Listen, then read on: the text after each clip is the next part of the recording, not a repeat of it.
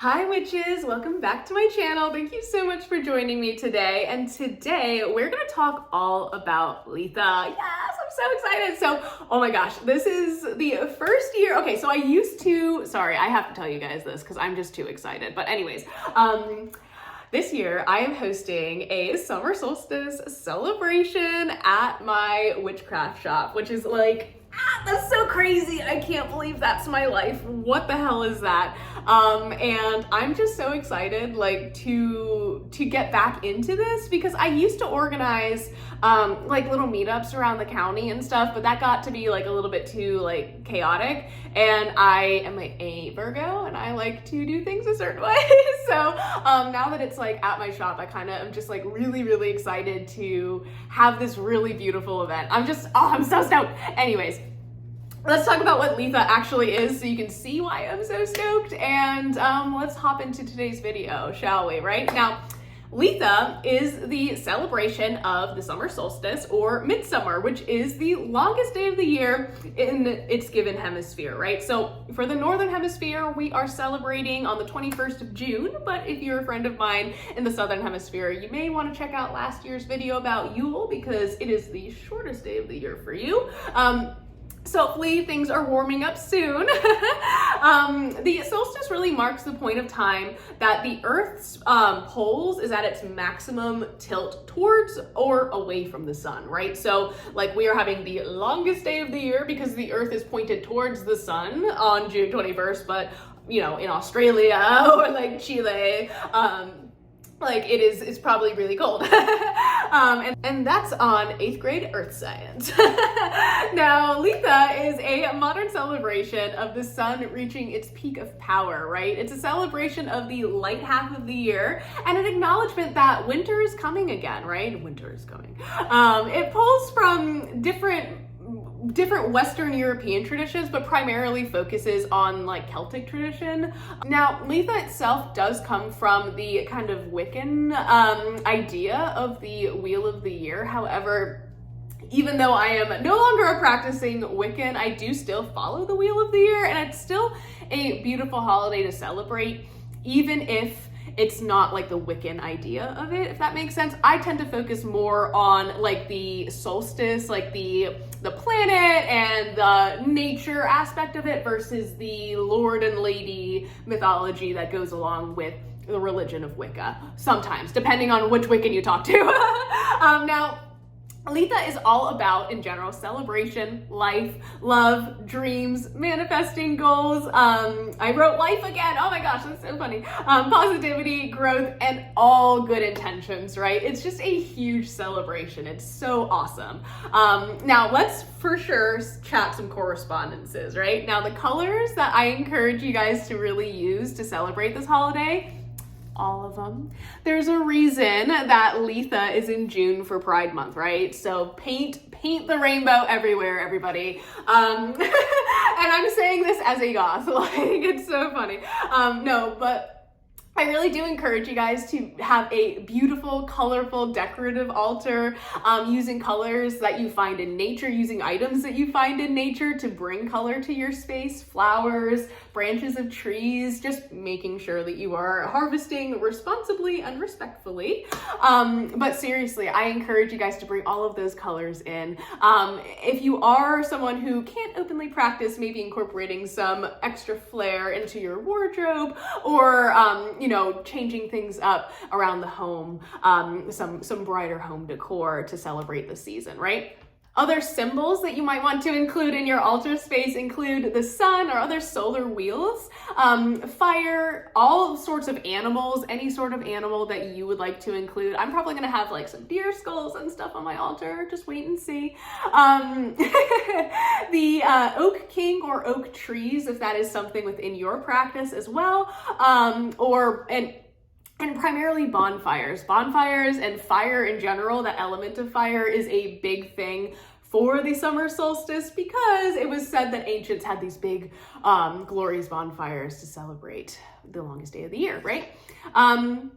Now, herbs for my green witches, I encourage you to focus on those ruled by the sun or by the element of fire. Things such as angelica, ash, bay, carnation, cedar, chamomile, frankincense, hazel, heliotrope, orange, oak, peony, pineapple, who doesn't love pineapple, rosemary, St. John's wort, sunflower, allspice, basil, betony, wow, I wrote a lot, clove, coriander, cumin, damiana, can never say that right, looks like Dalmatian, garlic, pine, and rue. Now, for crystals, I encourage you again to be colorful, be expansive with your color palettes. Red agate, onyx, obsidian, all black stones, love that. Really expansive in my color palette. Bloodstone, carnelian, cooled lava, of course. Pumice, sunstone, topaz, watermelon tourmaline, citrine, amber, tiger's eye, rose quartz, and orange calcite. Just to name a few, but if you have other ones, I encourage you to use those as well. And then for spell work, I encourage you guys to welcome summer into your space by decorating for the holiday. Again, adding colors or maybe plants that are, really blooming right now, or just really sprucing up your space, making it summery. Again, it doesn't have to be like pagan specific decor, especially if you are someone who can't openly practice. It's just can be summery or something that is celebratory of nature, perhaps. I encourage you to enjoy a picnic outside with your friends and family on this beautiful day. It is, again, the longest day of the year, so even if you guys work, maybe you can do something in the evening when the sun is still out. It should still be warm. But just like having like a really nice like little get together. And when it comes to celebrating holidays, I always like to remind people that even if you're not celebrating like on the specific day, that's fine. Like you can celebrate a day or so after. Like how many times, like if we can think back in our Christian days, how many times have we gone to our, grandparents' house like the day after Christmas or like a couple days after Christmas, between Christmas and New Year's, right? And we still call it Christmas. Doesn't mean that we're bad pagans for not, like, I feel like pagans kind of hold themselves to a higher standard, especially at first, but like, don't worry about it. Relax. It's all good. Next, I encourage you to maybe harvest a bouquet for your altar, like especially from your garden. Maybe drying the flowers after Litha to preserve the energy of this season for your home. Just a really beautiful bundle to remind you of the positivity and kind of attract that positivity into the home as well. Next, while ancients might have had these big roaring bonfires during the summer solstice, we can have our own, perhaps in our backyard, in our fire pit. I encourage you to write down your intentions for the rest of the year or wishes on a piece of paper and tossing that paper into the fire to manifest them by transmuting them with fire, with that and connecting with that element, right? Or perhaps carefully jumping over the fire to move from one half of the year into the next. This is something that is also done a lot during Samhain, to go from one year to another, but it's pretty fun. I don't know. Just be careful. Please be careful. Always fire safety. I know pagans love to have lots of like jingly things and frills, so just be careful. You are flammable. Next, a much more chill thing to be doing, watching the sunrise and sunset, just really honoring the day from beginning to end. Honoring solar deities, again, like Ra, Apollo, Helios, and other solar deities within your practice.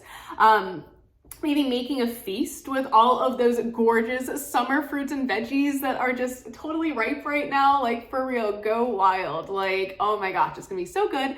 And bonus points if you grew it, right? No, I'm not shaming people who can't, like, I can't grow my own fruit. I have to like go to Aldi, it's fine. But I just like, I think it's so cool, people who can grow their own vegetables. And it is a goal of mine once I have my big roaring garden, right?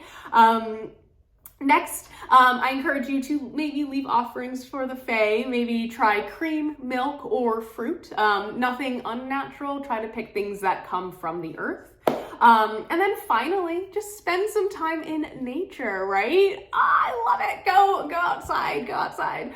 just go outside and revel in the beauty of our planet. Like, it's just the best way to celebrate. I hope that was helpful and inspiring, and I hope that you learned a little bit more about Litha today. If you guys have any questions, feel free to leave them down below, and I will see you in the next one.